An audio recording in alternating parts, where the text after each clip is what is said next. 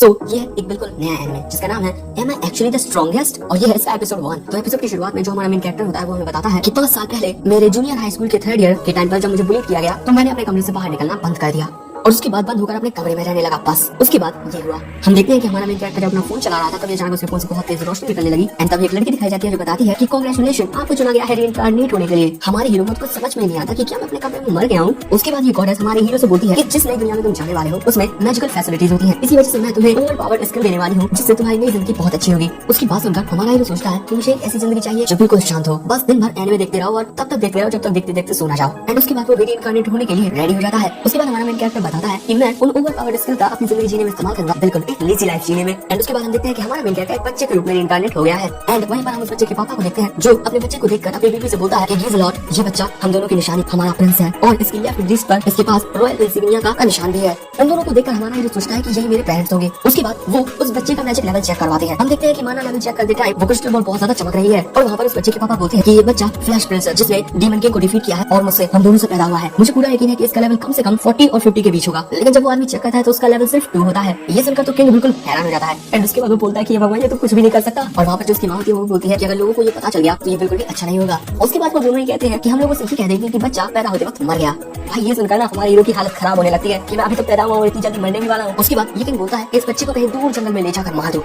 अब भाई ऐसी सिचुएशन देखकर जो गॉडेस होती है वो भी काफी परेशान होती है एंड वहाँ पर वो एक दूसरी गॉडेस से बोलती है कि मैंने एक पर्सन को ओवर पावर्ड स्किल्स दी लेकिन किसी को ये एहसास ही नहीं हुआ। और वो ये भी बोलती है कि उस दुनिया में जो मैजिक लेवल चेक करने वाला डिवाइस है वो लगता है सिर्फ 2 ही डिजिट का है और इसके अलावा मैं उसे एक एलिमेंट देना भी भूल गई। तभी ये दूसरी गॉडेस उससे उस रीइंकार्नेटेड हुए पर्सन का मैजिक लेवल पूछती है। तो ये बताती है 1002। अब ये सुनकर ये गॉडेस बोलती है कि इतना ज्यादा। उसके बाद हमें जंगल का सीन दिखाया जाता है जहाँ पर हम देखते हैं कि कोई हमारे हीरो को जंगल में छोड़ गया है। वहाँ पर हमारा हीरो सोचता है कि उस आदमी ने कहा था कि मैं बैरियर मैजिक यूज कर सकता हूँ, चलो ट्राई करते हैं। उसके बाद वो बस सोचता है और जादू होने लगता है और ये ना उसके लिए बच्चों का खेल मतलब बहुत आसान था। तो हमारा हीरो वहाँ पर बोलता है कि मैं इसको छोटा बड़ा कर सकता हूँ, इसका रंग रूप बदल सकता हूँ। लेकिन तभी वो सोचता है कि क्या मैं इसका इस्तेमाल अपने ऊपर कर सकता हूँ और जब वो इसका इस्तेमाल करता है तो ये काम करता है। वो अपने मैजिक के जरिए हवा में उड़ने लगता है और वहाँ पर हमारे हीरो को ये पावर बहुत अच्छी लगती है क्योंकि शायद से इसमें माना का इतना यूज नहीं होता। अब वो ये सब सोच ही रहा था लेकिन तभी अचानक उसके पीछे एक जंगली जानवर आ जाता है जिसको देखकर हमारे हीरो की हालत खराब हो जाती है एंड अगले पल वो बड़ी सी फॉक्स हमारे हीरो पर हमला कर दिया लेकिन उसका मैजिक बैरियर उसे बचा लेता है। अब ये देखकर हमारा हीरो खुश था और वो वहाँ पर बहुत सारे छोटे छोटे बैरियर्स बना देता है और उस फॉक्स पर अटैक करता है जिसकी वजह से उस फॉक्स को गुस्सा आ जाता है क्योंकि इससे उसे कोई डैमेज नहीं हो रहा है ज्यादा। उसके बाद वो अपने मैजिक बैरियर का कुछ इस प्रकार उपयोग करता है, बैरियर्स के जरिए पेड़ों को हवा में उड़ाकर उस फॉक्स पर अटैक करता है लेकिन इसके बावजूद भी वो फॉक्स को ज्यादा कुछ नहीं होता।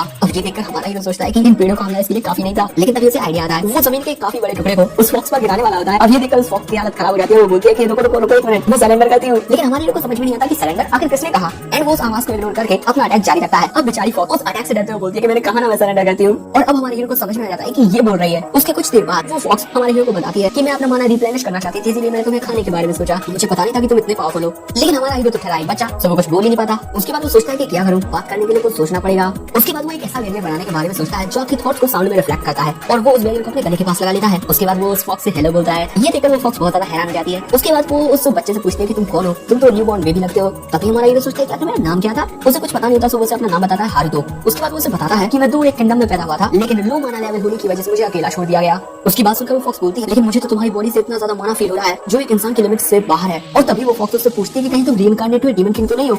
हमारा हीरो सोचता है मैं तो एक जॉबलेस और बेकार आदमी था लेकिन अगर इसे पता चल गया कि मैं लूजर था तब तो सो वो उससे बोलता है कि हाँ मैं हूँ डीमन किंग। और ये फॉक्स उसकी बात काफी आसानी से मान भी लेती है। उसके बाद वो फॉक्स कुछ इस प्रकार का पोज मारकर बोलती है कि मैं हार मानती हूँ, तुम मुझे मार सकते हो। सो हमारा हीरो बोलता है कि मैं तुम्हें मारना नहीं चाहता, मैं तो बस चाहता हूँ कि तुम मुझ पर अटैक ना करो। अब हमारे हीरो की दरियादिली देखकर वो फॉक्स बोलती है मैं फ्लेम फेंडर कसम खाकर आपसे वादा करती हूँ। उसको देखकर हमारा हीरो सोचता है कि क्या कोई समुदाय हुआ। अब उसके बाद हमारा हीरो बोलता है कि चलो ठीक है गुड बाय फ्लेम। और हमारा हीरो वहाँ से जाने लगता है। अब उसके बाद वो फॉक्स सोचती है कि मैं तो बस ऐसे टहल रही थी और यहाँ पर मैं इनसे टकरा गई और तभी वो हारुतो को रोकती है। उसके बाद वो हारुतो से बोलती है कि आपने मेरी जिंदगी बख्शी है और आपने मुझे एक नया नाम भी दिया है तो आपसे आप मेरे मास्टर हुए, मैं हमेशा आपकी सेवा करूंगी। तो हारुतो बोलता है कि मैं तो तुम्हारा नाम सिर्फ शॉर्ट करके बोल रहा था। लेकिन दूसरी तरफ तो वो फॉक्स शर्माने लगती है। अब हारुतो उसे समझाने के लिए कुछ और बोलता लेकिन तभी वो हवा में से नीचे गिरने लगता है। ये देखकर फ्ले पूछती है कि मास्टर आपको क्या हुआ। वहीं दूसरी तरफ हारुतो सोचता है कि मैजिक की एक ऐसी प्रॉब्लम जिसे सॉल्व नहीं किया जा सकता। एंड उसके बाद हारुतो फ्ले से बोलता है कि मुझे कुछ दूध पीना है। ये सुनकर फ्ले बोलती है दूध, आपका मतलब ब्रीस्ट मिल्क। मैं कुछ करती हूँ, एक मिनट। हारुतो बोलता है सच में। उसके बाद वो बोलती है कि मुझे मेरे मास्टर के लिए सब कुछ करना होगा। उसके बाद हम देखते हैं कि फ्ले छोटी होने लगती है साइज में एंड उसके बाद वो एक काफी खूबसूरत लड़की बन जाती है। बिना वस्त्रों के देख हमारी हीरो की हालत खराब होने लगती है। वो बोलता है कि पहले कुछ कपड़े पहन लो। फ्ले बोलती है कि मुझे माफ करना, मैं भूल गई थी। तो हारुतो वहाँ पर खुद को संभालते हुए उसके चारों ओर एक बैरियर लगा देता है और उनसे उनके लिए कपड़े बनाता है, जिससे उसकी हालत और भी खराब हो जाती है क्योंकि वो कपड़े काफी सेक्सियर होते हैं। उसके बाद फ्ले अपने कपड़े उतारने लगती है। हारुतो पूछता है कि क्या कर रही हो। सो फ्ले बोलती है कि कोई भी लड़की बिना माँ बने किसी बच्चे को दूध नहीं पिला सकती। उसके बाद वो हारुतो के पास आती है, बोलती है कि मास्टर प्लीज आइए ना,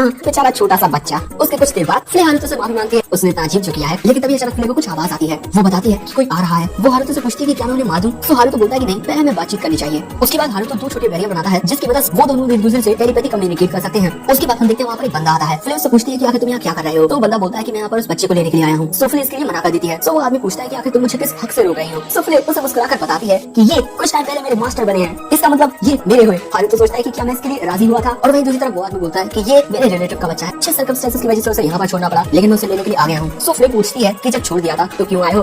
कुछ समझ नहीं आया मुझे। तो वो आदमी बोलता है कि हमारे अंदर दया भावना होती है। उसके बाद वो आदमी थैला दिखाकर बोलता है कि इसमें ब्रीस्ट मिल्क है। ये देखकर हमारा हीरो सोचता है कि फ्ले जल्दी उसे ले लो, लेकिन दूसरी तरफ तो जो फ्ले होती है वो बोलती है तुमने जरूर से ये प्लान किया होगा क्योंकि मैं ब्रीस्ट मिल्क क्रिएट नहीं कर सकती। ये देखकर हारुतो सोचता है कि ये मुझे इग्नोर क्यों कर रही है। हारुतो उससे फिर से बोलता है कि जल्दी उसे ले लो वरना मैं भूख से मर जाऊंगा। और वहीं दूसरी तरफ वो आदमी बोलता है कि तुम्हारा ब्रीस्ट मिल्क क्रिएट ना कर पाना कोई प्रॉब्लम नहीं है, लेकिन तुम एक इंसानी बच्चे का ख्याल नहीं रख सकती हो। सो फ्ले उससे बोलती है कि आखिर तुम इस बच्चे के बारे में जानते ही क्या हो। वो आदमी बोलता है कि ये थोड़ा पर्सनल है, मेरी बीवी एक बार प्रेग्नेंट हुई थी, लेकिन हमारा बच्चा कभी इस दुनिया में आ ही नहीं पाया और इस बच्चे को यहाँ पर इसीलिए छोड़ दिया गया क्योंकि ये कमजोर है। लेकिन मुझे इससे कोई घंटा फर्क नहीं पड़ता क्योंकि जो कोई भी बच्चा इस दुनिया में पैदा होता है उसे जिंदा रहने का हक है, लेकिन बेचारा हारुतो भूख से मरने वाला है यहाँ पर। और वही उस आदमी की कहानी सुनकर फ्ले की आंखों से झरने बहने लगते हैं और उसकी ऐसी हरकतें देखकर वो आदमी बोलता है कि तुम काफी अजीब डीमन हो। उसके बाद ये आदमी फ्ले को एक ऑफर देता है कि अगर तुम हमेशा उसकी सेवा करना चाहती हो एक सर्वेंट बनकर, तो मैं तुम्हें एक पर्सनल अटेंडेंट के रूप में ले जा सकता हूँ। और वहाँ पर फ्ले उस आदमी की बात मानने को तैयार हो जाती है और यहाँ पर उन दोनों की डील होती है। उसके कुछ देर बाद जो वो आदमी होता है वो हारुतो की जो टोकरी होती है उसे नष्ट कर देता है और वहाँ पर थोड़ा खून भी डाल देता है। उसके बाद फ्ले उस आदमी के पीछे जाने लगती है। वहीं हारुतो फ्ले से बोलता है कि क्या तुम मुझे वो ब्रीस्ट मिल्क दिला सकती हो। सो फ्ले बोलती है कि आप सिर्फ मेरा ही ब्रीस्ट मिल्क पी सकते हो, समझे।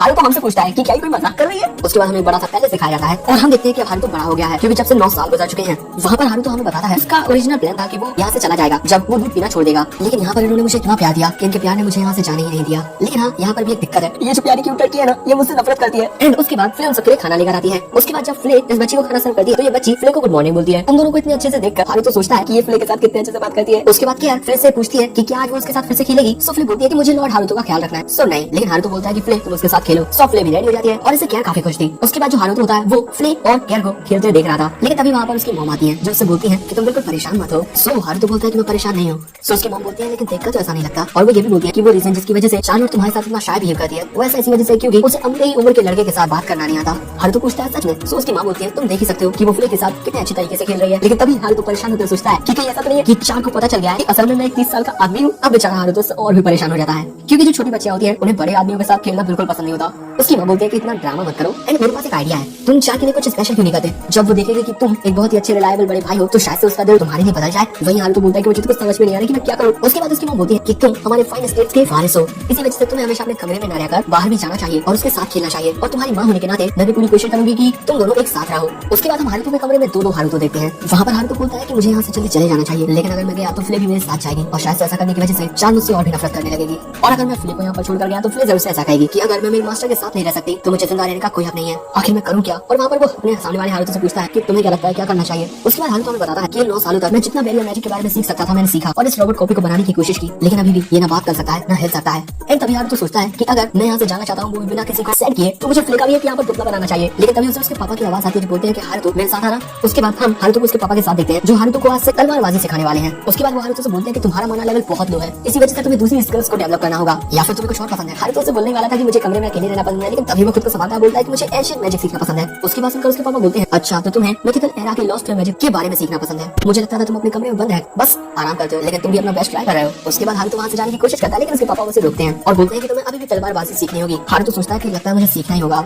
उसके बाद हारुतो हमें बताता है कि डैड एक सीजन वॉरियर है, उन्हें लोग अर्थ शैटरिंग वॉर हैमर के नाम से जानते हैं। ऐसा हो ही नहीं सकता कि मैं इनको एक खरोच तक ला पाऊं, लेकिन वो भी यहाँ पर हर्ट नहीं होना चाहता, सो वो अपने ऊपर एक बैरियर बना लेता है। उसके बाद जब हारुतो अपने डैड पर अटैक करता है तो एक ही अटैक से उसकी जो स्वॉर्ड होती है वो टूट जाती है और ये देखकर उसके डैड काफी हैरान थे क्योंकि हारुतो के एक ही अटैक ने जमीन में गड्ढा सा कर दिया है। उसके बाद हारुतो के डैड भी हारुतो पर एक अटैक करते हैं, लेकिन हारुतो इतने ऊपर उछलता है जितना तुम देख ही सकते हो, एंड वो उनके अटैक को आराम से डॉच कर देता है। लेकिन हारुतो के स्किल को देखकर उसके डैड बोलते हैं कि कोई भी पर्सन जो लेवल 30 का है उसका इस अटैक को डॉच कर पाना इम्पॉसिबल है। हारुतो बोलता है सच में, और हारुतो वहाँ पर सोचता है कि मुझे भी लगता है कि इस बारे में कुछ तो अजीब है। और इस समय उम्मीदें काफी बढ़ गई थी, तो मैंने अपना लेवल फिर से चेक किया, लेकिन वो तो अभी का दो ही है। और वो हमें ये भी बताता है कि ह्यूमैनिटी में सबसे बड़ा माना लेवल 77 है, लेकिन मेरा माना लेवल तो सिर्फ 2 है। और ये भी कंफर्म कि मेरे पास कोई एलिमेंट भी नहीं है। लेकिन भले से ही मेरे पास एलिमेंट की कमी हो, लेकिन मैं मैजिक का बहुत ही आसानी से इस्तेमाल कर सकता हूँ। और शायद से ये उसी ओवर पावर्ड स्किल्स का कोई पार्ट होगा जो उस गॉडेस ने मुझे दी है। उसके बाद जो उसके डैड होते हैं वो बोलते हैं एक इनेट अफेक्ट ने, लेकिन इसके बाद वो हारुतो से बोलते हैं कि तुम बिल्कुल एक एमेच्योर की तरह मूव कर रहे थे, लेकिन हम ट्रेनिंग करना जारी रखेंगे और तुम्हें एक लाइट लेवल का सॉर्समैन बनाएंगे। एंड हम देखते हैं कि जो चार्लोट होती है वो उन्हें छुपकर देख रही थी। उसके बाद हमें रात का सीन दिखाया जाता है जहाँ पर हारुतो के डैड काम कर रहे थे। वहाँ पर हारुतो की मॉम बोलती है कि तुम काफी थके हुए लग रहे हो। सो उसके डैड बोलते हैं कि हाँ, मैंने हारुतो को तलवारबाजी सिखाना शुरू कर दिया है। सो उसकी माँ पूछती है कि वो कैसा है तलवारबाजी में। वहाँ पर उसके डैड बोलते हैं कि शायद से वो एक रिटर्न डीमन हो सकता है। ये सुनकर उसकी माँ काफी हैरान हो जाती है। सो तभी उसके डैड उसे चुप कराते बोलते हैं कि सीक्रेट रॉयल फैमिली रिकॉर्ड एक ऐसी आदमी के बारे में बताते हैं जो डीमंस के साथ था, इसी वजह से ये काफी रेयर हो सकता है, लेकिन अभी भी कुछ बच्चे डिमोनिक ट्रिप्स के साथ पैदा होते हैं। सो उसकी माँ बोलती है लेकिन हारुतो तुम्हें थोड़ा सीन है, कोई पूछे। सो उसके पापा बोलते हैं कि ऐसा कहा जाता है कि रॉयल इंसिग्निया के बच्चों में अजीब प्रकार की ताकतें होती हैं जिनके बारे में हमें कुछ भी नहीं पता। और अभी भी मुझे ये बात समझ में नहीं आती कि आखिर डीमन फ्रेम हारुतो की सर्वेंट क्यों है। सो उसकी माँ बोलती है हारुतो एक नॉर्मल बच्चा है, मुझे इस बात पर पूरा यकीन है। सो उसके डैड भी बोलते हैं कि हाँ तुम चिंता मत करो,